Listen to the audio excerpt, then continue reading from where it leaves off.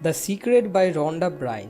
এই বইটিতে author law of অ্যাট্রাকশনের ব্যাপারে বলেছেন, যার বেসিক ব্যাপার এটা হলো যে কেউ যে কোনো জিনিসের ব্যাপারে শুধুমাত্র পজিটিভলি ভেবে ওই জিনিসটাকে পেতে পারে, যার জন্য তাকে মাত্র 3টে স্টেপস পুরো করতে হবে। এই 3টে স্টেপস হলো আস্ক, বিলিভ আর রিসিভ। এই বইয়ে যে কথাগুলো বলা হয়েছে তার মধ্যে কিছু কথা আছে একদম ঠিক, কিন্তু আবার কিছু কথা এরমও আছে যেগুলো মিসলিডিং, যে কারণে এই বইটা one of the most controversial best selling বইয়ের মধ্যে একটা। ল অফ অ্যাট্রাকশনে যে জিনিসগুলো মিসলিডিং ছিল সেই জিনিসগুলোকে সঠিক করে Sandeep Maheshwari law of love নামে একটা নতুন রাস্তা নিজের ভিডিওতে বলেছেন, যেটা আর কিছুই না, শুধুমাত্র ল অফ অ্যাট্রাকশনকে সঠিক উপায়ে অ্যাপ্লাই করারই একটা রাস্তা। তো আমি এই ভিডিওতে ওই সঠিক রাস্তাটাকেই আপনাদের সাথে শেয়ার করছি। ল অফ অ্যাট্রাকশনকে সঠিক উপায়ে অ্যাপ্লাই করার মানে ল অফ লাভের এক্স্যাক্টলি 4টে স্টেপস রয়েছে। এর মধ্যে ফার্স্ট স্টেপ হলো আস্ক, মানে নিজের ডিজায়ারগুলোকে চুজ করা, কোন কোন ডিজায়ারগুলোকে পূরণ করতে হবে আর কোনগুলোকে ছাড়তে হবে। কারণ রোজ আমাদের ভিতর লক্ষ লক্ষ ডিজায়ার জন্মায়, সবগুলোকে তো আর পূরণ করা সম্ভব নয়। তো এর মধ্যে কোনগুলোকে ধরে রাখতে হবে আর কোনগুলোকে ছাড়তে হবে, কিসের উপর নির্ভর করে চুজ করতে হবে। একটা উপায় হলো ফিলিংসের উপর নির্ভর করে কল নেওয়া, বেশিরভাগ যেটা আমরা করে থাকি। কিন্তু এই রাস্তাটা আমাদের জন্য একদমই ঠিক নয়। কেন? কারণ যেমন ধরুন বিজয় নামে একটা ছেলে আছে। বিজয় জানে যে সকালে উঠে এক্সারসাইজ করা শরীরের পক্ষে সব থেকে ভালো।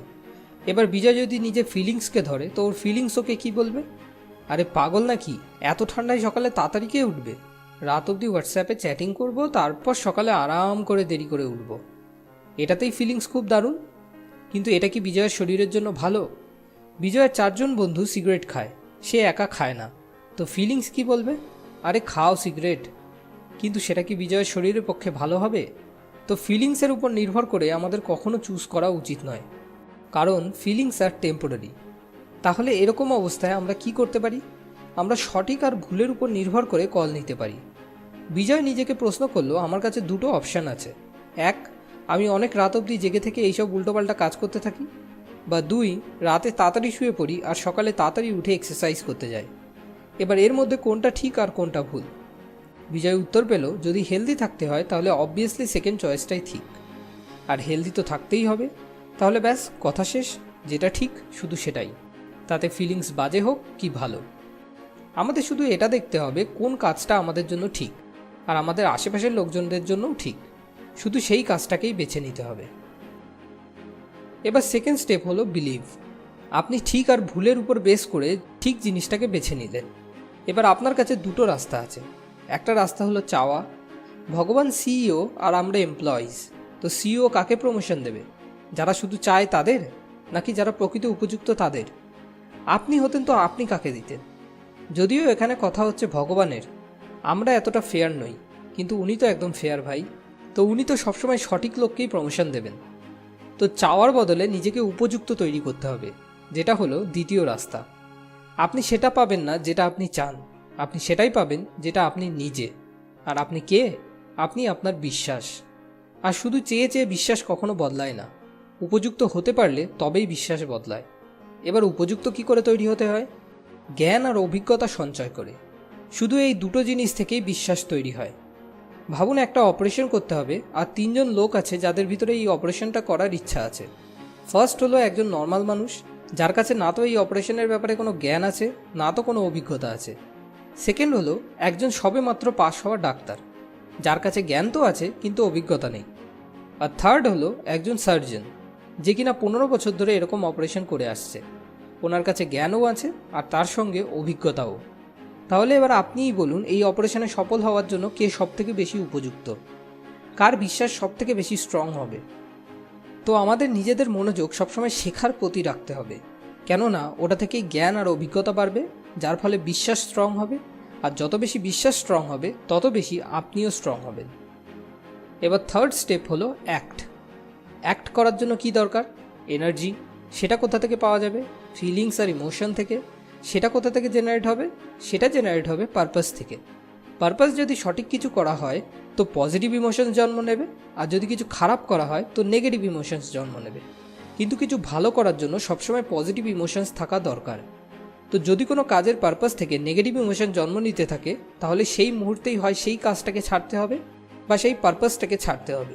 যখনই আপনি পারপাসকে বদলে দেবেন, ওই সেম কাজের জন্যই আপনার ভিতরে পজিটিভ ইমোশন জন্ম নেওয়া শুরু করে দেবে। তো এরকম পারপাস বেছে নিতে হবে যেটা পজিটিভ ফিলিংস দেয়। তারপর যখন ধীরে ধীরে ওই পারপাস বিশ্বাসে পরিণত হয়ে যাবে, আরও বেশি পজিটিভ ফিলিংস জেনারেট হবে। ওয়ার্ল্ডের সব গ্রেট লিডাররা এটাই করেছেন। তারা একটা পারপাসকে ধরেছে, সেটাই তার গোল হয়েছে, ধীরে ধীরে সেটাই বিশ্বাস হয়েছে, আর তারপর সেটাই তার জীবন হয়ে গেছে, সেটাই সে হয়ে গেছে।